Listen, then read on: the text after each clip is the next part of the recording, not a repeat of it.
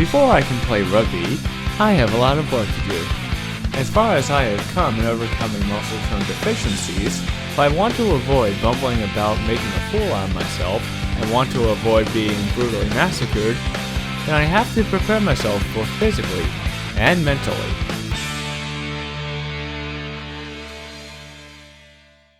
Without a proper plan of action, planning to do something big, like trying to get into shape to play sports, can go nowhere fast.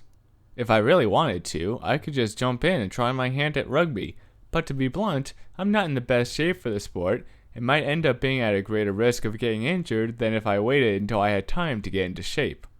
On top of that, I feel like I have a lot to learn about the sport before getting fully involved. Essentially, my battle plan consists of 2 steps. The first step is to learn about rugby. Even though Iona's rugby team welcomes newcomers who have no prior experience, I fully believe in going into any new activity at least somewhat prepared. This means I will watch a lot of rugby and read up on how the game works, including game mechanics and rules. By doing this, I hope to have a thorough understanding, or at least a thorough enough understanding that will allow me to perform well. The second step involves actually getting into shape. By this, I mean specifically targeting my strength, power, speed, agility, and overall fitness in ways that meet the demands and rigors specific to rugby. In order to meet these demands, I need to devise workouts that combine strength training, agility training, and speed training. Thankfully, there are a lot of resources, books, videos, and websites through which a regimen of exercise can be assembled, as well as plenty of people out there who can lend a helping hand, as this is one of those areas where I will require some form of guidance if I want to avoid injury. I plan on hitting the gym at least 3 days a week, and if able, will up it to 4 days a week, as long as I am able to still provide adequate resting periods between workouts to recover, since my workouts will be very rigorous.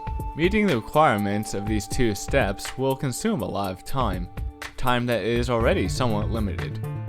I'll have to balance out meeting these goals with going to class, studying for those classes, doing any work I've been assigned for those classes, leisurely activities, essential daily tasks like eating and sleeping, as well as commuting to and from school, since I currently can't afford to live on campus.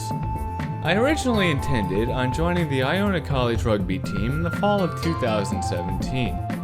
Due to delays in beginning this project, however, I've put that off until the fall of 2018, as developing the physical and mental skills needed to play rugby take time to do properly.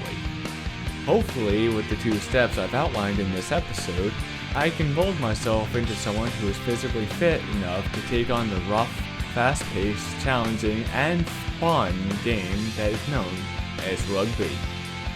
If you like this video and would like to follow me as I run down the road to Rugby Fitness, remember to like this video and subscribe, and share with your friends. You may also follow me on my blog, and also follow me on Twitter and Facebook. Click the links in the description to go to their respective pages.